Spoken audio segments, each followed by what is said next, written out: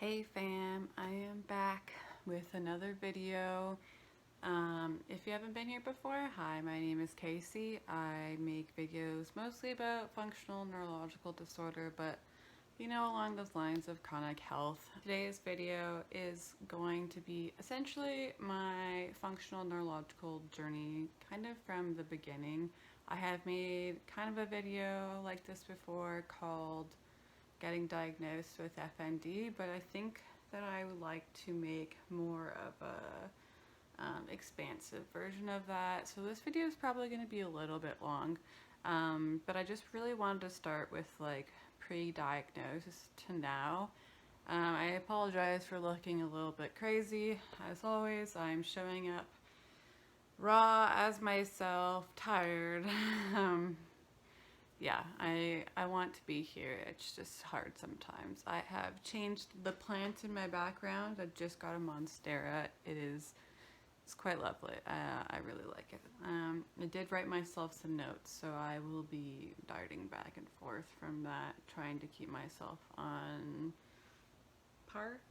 I will be including a bunch of videos from last year, kind of showing my symptoms. I do not really have too many videos this year of my symptoms. I really did stop filming my symptoms because, one, it just isn't convenient, and two, my symptoms are pretty well the same. Like, I was filming a lot in the beginning, my seizures, because it just was such a crazy thing, and so I was trying to film as much as possible so that when I saw doctors I could show them, because the first time I was hospitalized they were like, okay, next time you have a seizure, take a video because we want to see you. So I would film it, and then anytime I'd go to an appointment I would show them what my seizures would look like, and it would be very much helpful for them. So let's go 10 years back.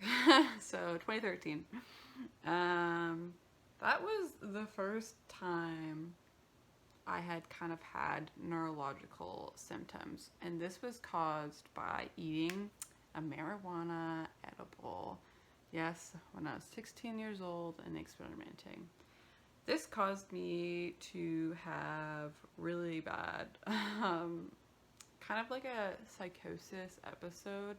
But the first thing that I will recall to is having extremely bad burning in my limbs.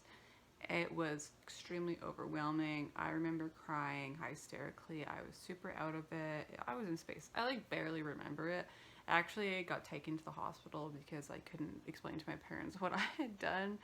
And I vomited a lot in the hospital. The doctor was super mad at me and said that I was kind of stepping into the psychosis, and it was just really bad. So that was the first time I ever had experienced like that strange kind of nerve burning sensations. And believe it or not, the second time that I had neurological symptoms, an actual non-epileptic seizure, was when I was 19 years old. So again, this was from having edibles, and I did not learn. I knew I was very sensitive, but I thought I would try it again, and I had a very bad time. I had full body shaking in and out. My eyes were twitching a lot. Yeah, I thought it was an actual seizure. Sorry, someone's coughing outside. It's throwing me off. I thought it was an actual seizure, but obviously it was not. I called my doctor because I did not go to the hospital. Marijuana was illegal back then, so I was very scared to do so. Anyways, I called my doctor following days, and he did not believe me, essentially. So he just said, you know what, stay away from marijuana. So I did, and for quite a few years I had no symptoms of seizures until I was 23, and of course I had to try marijuana. again, and of course I had another non-epileptic seizure, which was quite bad. Again, full body shaking, really strange sensations. I think it lasted for like half an hour, and it was really scary for me. But I did know that this happens because of weed. I don't know why. Maybe it was allergic reaction. Yeah. And so after that, I obviously for sure stayed away from marijuana. But for some reason, I started to have more seizures and kind of muscle tremors, but not related to marijuana. So that was kind of strange for me. They would pop up here and there. I think sometimes maybe if I was drinking or if I had some sort of nicotine, it would set it off. I did have one that was quite bad, and I don't recall any sort of substance being involved. Where I had started shaking, I was very confused, and I actually started to scream, which is possible for a non-epileptic seizure. And so I was screaming, and I was really afraid because people who have had non-epileptic seizures, their cognition is just really out. You're very spacey. They also call it dissociative seizures. So if you have dissociated really badly before, you might know what I'm talking about, but I just felt so out there, and it was really terrifying. And so I was panicking and freaking out, and I think that would have been a good time to go to the hospital. However, I was with my partner who had seen me have these seizures before and kind of just tried to calm me down, and I went to bed. And again, I tried to contact my doctor about this, and I said, listen, like, these things are so strange, they're appearing out of nowhere, and it was played down. Holy, that took so long for me to find. Yeah, so I had no idea what was happening. I just figured I had this weird phenomena that would happen once in a while. So the year before I actually got diagnosed with FND was when my seizures started to pick up almost every month or so. It would range the severity of like low to high. Sometimes it would just be my arm twitching, and sometimes I'd not pass out, but like really dissociate. So 2022, last year in February, I finally had a seizure at work, and I had to go to the hospital, of course, because, you know, I was in a workplace. And that was really the beginning to this interesting journey of mine.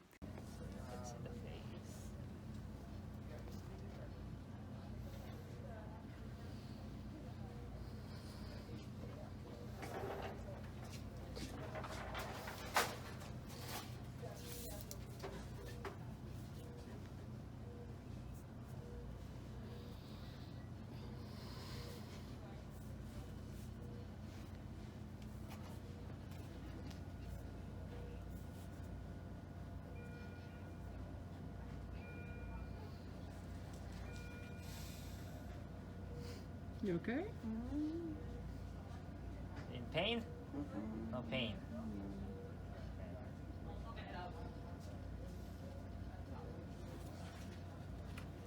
I have a diagnosis, and like things are changing. Right on.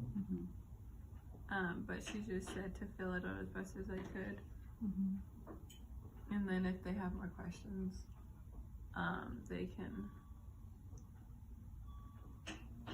Be right back. I'm sure you still walking around with my mom. And I noticed that yesterday too.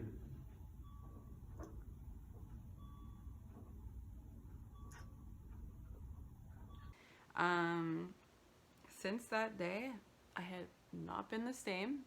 I don't know what the reason was. I will say that I was under extreme stress leading up to that, but I will touch on that in a little bit.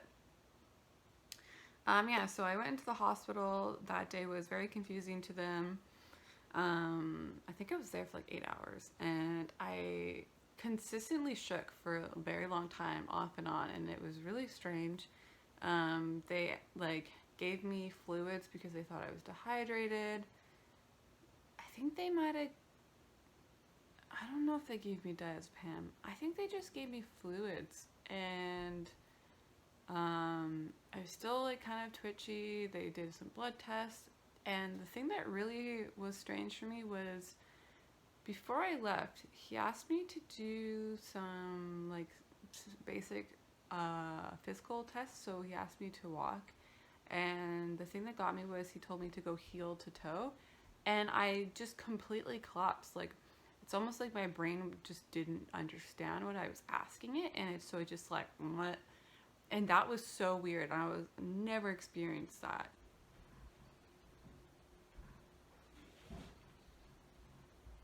So that was kind of like, okay, this is very strange. The doctor had no idea what to do. So he said, okay, I need you to come back tomorrow when our internist is here. So that's kind of a specialist doctor.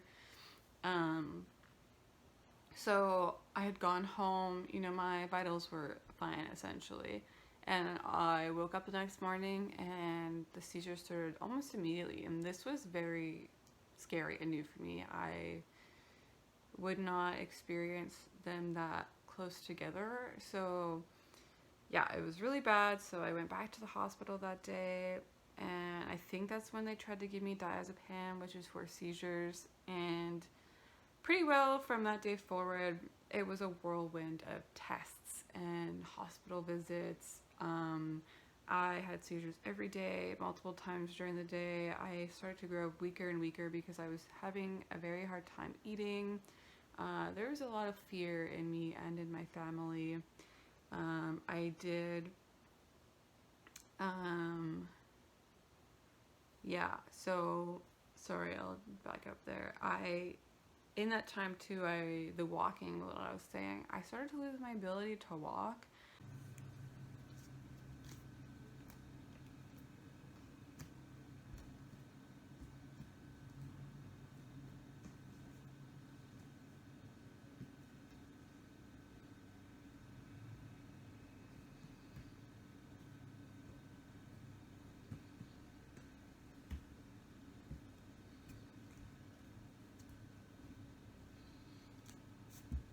I had gait in my left leg. If you don't know what gait is, it kind of just means like weakness or numbness, like dragging of your limb. So I pretty much dragged my left leg. It was very strange. So I did get a CT done. I got an MRI done. Again, lots of blood tests, and I eventually did get an EEG done, which is where they test for epileptic seizures. I had to travel to get that test done. I tried multiple medications, and throughout all of this, in a week-long hospital visit, it finally came up to be, well, I guess you're diagnosed with functional neurological disorder because all of your other tests have come back normal.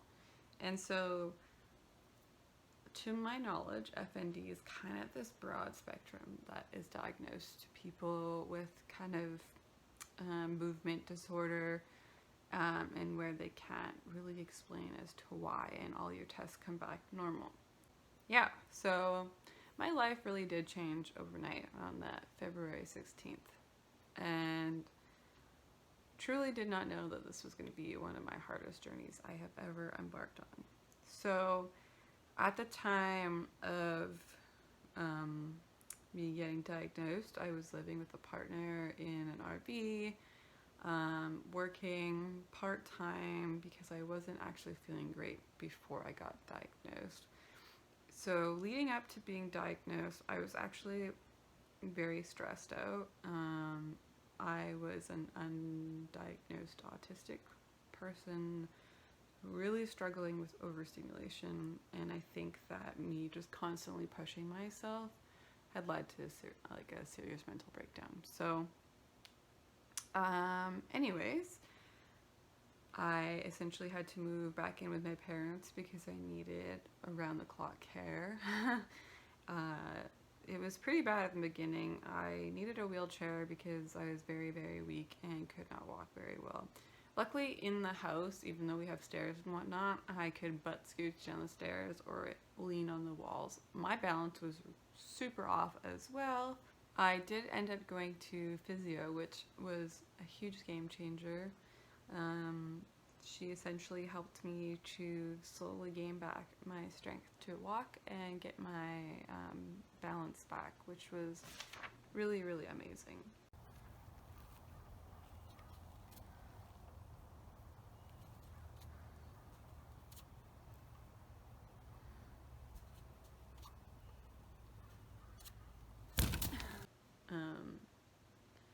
But yeah, so going from that point, you know, you get diagnosed with this strange neurological disorder that you've never heard of.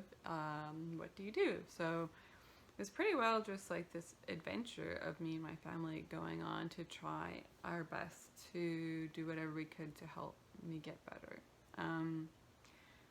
So my main care person became my psychiatrist because a lot of people look at this as a mental illness. I don't know if I fully agree with that, but in where I live, we don't really have that many doctors or specialists. I am supposed to see an FND specialist in a city that is a bit away from here, but that was a year ago that I got referred, so I don't actually know if that's going to happen. I keep trying to call my doctor and see if they've heard anything about this. I'm sorry, I keep yawning, so my eyes are like watering. I've tried so much to get better, essentially. Yeah, I just really deep dived into it when I had the energy to try and figure out what to do. It was many months of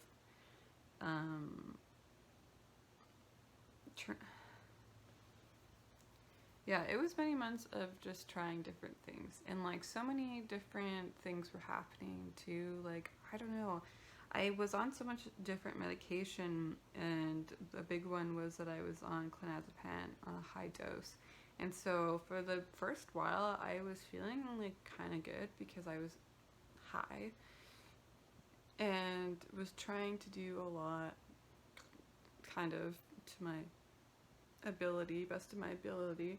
But when I started to wean off, I started to get really bad anxiety, especially just the anxiety of having seizures in public. So I essentially started to be an agoraphobic and really, really struggled to this day going out in public because it's just very overstimulating. I find stimulation just so hard. I feel like my brain and my body just can't process it properly. Temperature is really, really hard on me as well. I just have been struggling so much this summer. But yeah, as the months went by, my medication got evened out. I would say that that's actually just been more of a recent thing in 2023. I finally have been on a stable amount of medication because I was consistently weaning off of something and going on something new and going up, and so side effects were just everywhere. So eventually my tics actually went away completely. I don't tic anymore. Well, very, very, very rarely. Unless I'm like extremely stressed out, I might start to tic, but I don't really see those symptoms anymore. Something else that has just been occurring a lot is I've had really terrible fatigue this whole time. I don't know if it's from medication. I think a big part of it is actually just my cognitive skill. I also have terrible bladder problems, which has also been something that I've been struggling for quite a while. I believe that this is neurological. And my cognitive skills struggle a lot. I am quite spacey. My memory is very terrible. I have a really hard time holding conversations with people. My anxiety is really bad, and I struggle with a lot of depression. I'm just like reading through my notes, and it's like kind of all over the place. But last year, so because I can't work, I did get disability. I will say that that was extremely challenging. So many hoops that I had to jump through and paperwork that I had to fill out. I just give so many props to people that don't have help who try to make these things work out. Like, it was so hard for me. There were so many times that I wanted to give up. But it has really been so lovely to have a little bit of financial income so that I can pay my parents' rent. And like, yeah, I just don't know when I'll ever go back to work. That is kind of a challenging thing. So we're gonna kind of fast forward here now into 2023. I decided to clean up my diet. I was dealing a lot with constipation after I got sick. I used to be highly active, and then I went essentially to being bedridden. So this was not a good time. If anyone has been bedridden, they will know that is just a huge issue. So I was taking laxatives for a really long time. I finally decided that I should really just eat a very clean, healthy diet, because yeah, it would help me. I also started taking more breaks and really taking time to grieve. It took me a really long time to accept where I'm at. I think that I'm still moving through this because I think that last year was very traumatizing, and a lot that I had gone through, I just wasn't able to process because I was on a lot of medication, and even still it feels like a dream.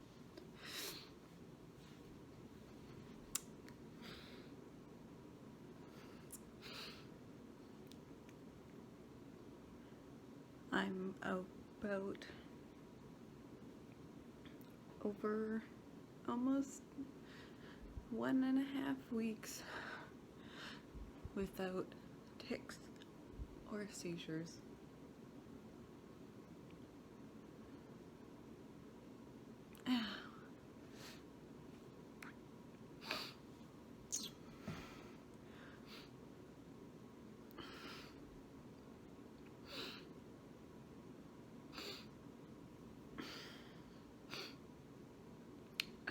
Been working out too much, I think.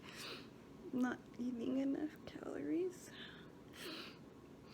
I'm trying to get my life back on track, but it's so hard.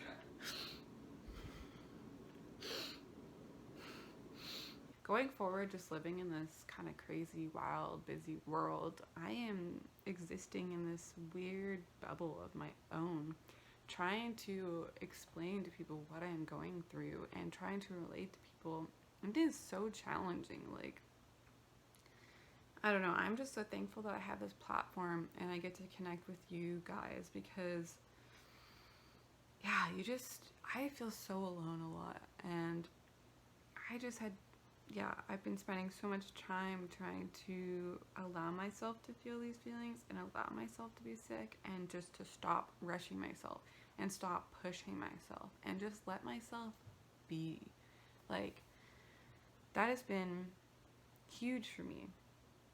Just trying to have compassion and just trying to be in whatever is, like accepting the present moments as they come. And if it's a really shitty moment and I'm not feeling well, instead of just really fighting it, I just be with it. If I need to lay in bed for 3 days in a row, I will. And I have felt like it's just been really helpful, honestly.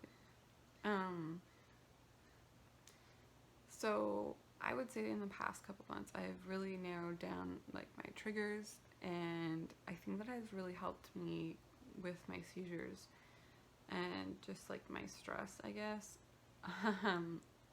Going in public and shopping in stores is a huge thing that I struggle with, and I usually will not do unless I am feeling good.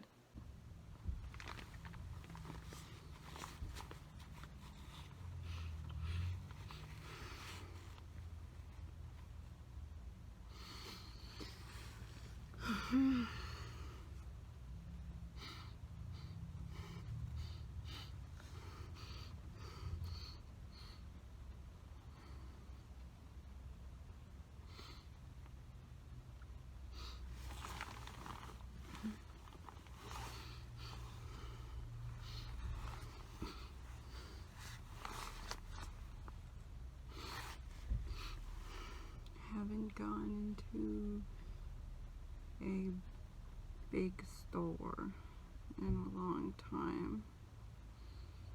Just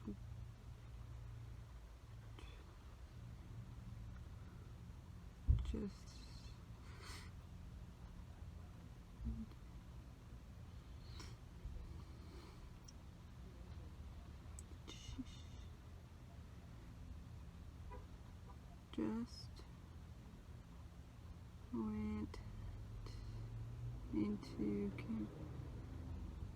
Canadian Tire. It's too many people.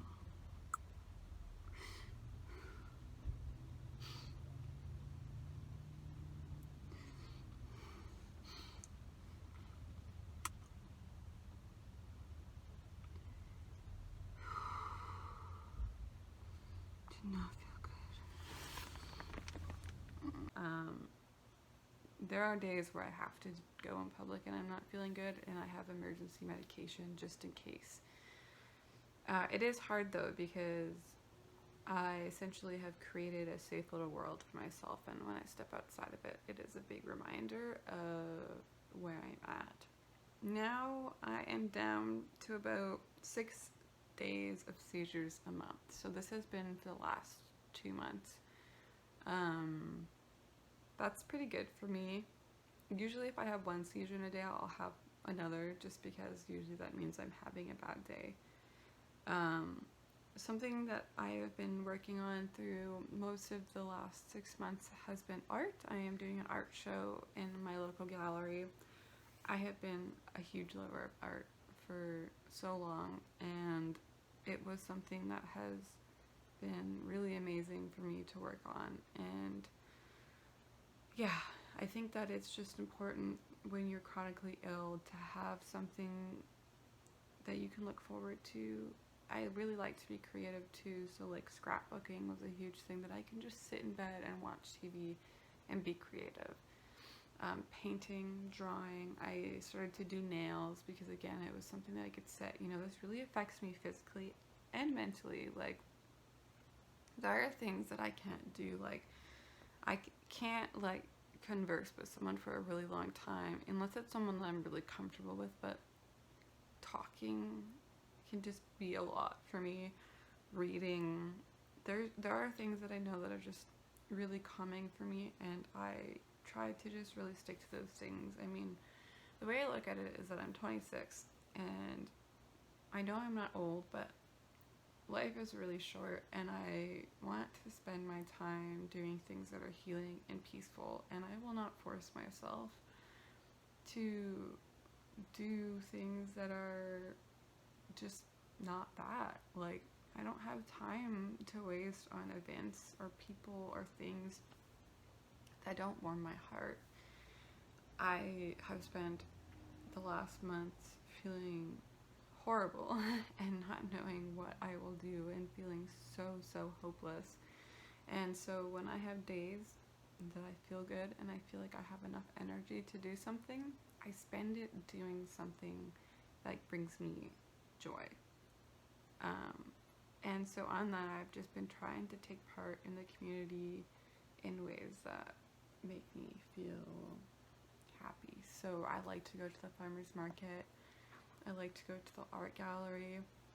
I like some music festivals and doing art. And I hope to volunteer more in the future.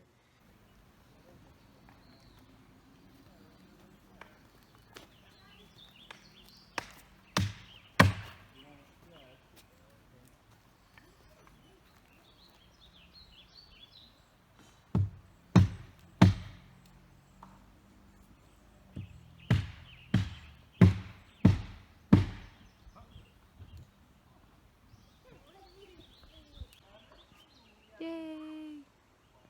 I've also just been trying to plan more for the future now and set myself up so that I can feel supported and stable.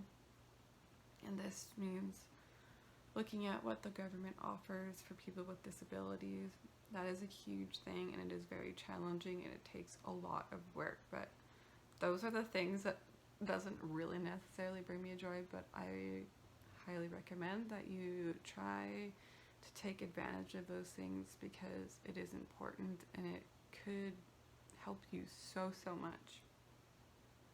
But I am just trying my best to love myself so wholly. I am trying to be present. I am trying to do wholesome activities that help healing. I realize that I have a lot of healing to work through. I realize that I have a lot of trauma from the past. Some days I feel extremely broken and that I can never be fixed. And these are thoughts that I'm trying to work on.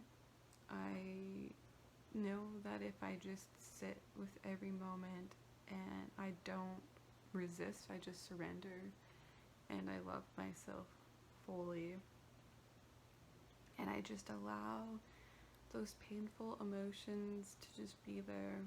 And also I just want to have boundaries with people and also surround myself with people that just love me and support me in this journey. It is so challenging and it makes me really emotional because I've just realized that I think a lot of this has arisen because I haven't looked after myself. I haven't honored myself. I've just tried to please so many people despite how I feel, and I think that I have abused my body. I have let other people abuse my body, and I just never realized like how much it's affected me. And I didn't realize how much your body holds on to these things. And I don't know. I just ask you to try to open your heart to yourself and your body and try your best to work through these things. And just know that you're not alone. This is like a crazy journey. And I don't know if I'll ever fully recover from this, and I'm okay with that.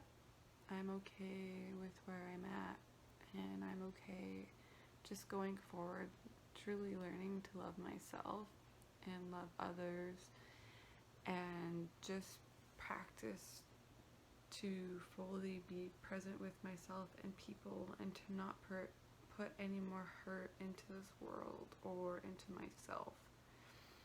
And it is so challenging. I just feel so tight from talking about this, you guys. I just poured my heart out to you, and I think that this is probably the most vulnerable I have ever gotten. So I think I'm just gonna leave it there. It was super emotional for me to make. I've been very emotional lately, just working through a lot, as you can tell. Anyways, thanks for watching.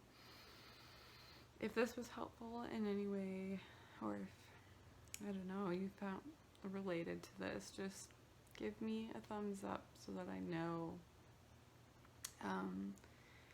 Maybe comment below what you're trying to love and heal about yourself. Yeah, this is so tough, and I just want you guys to know that I love all of you. And subscribe if you want to see more of me talking about health. Okay, so much blessings and gratitudes.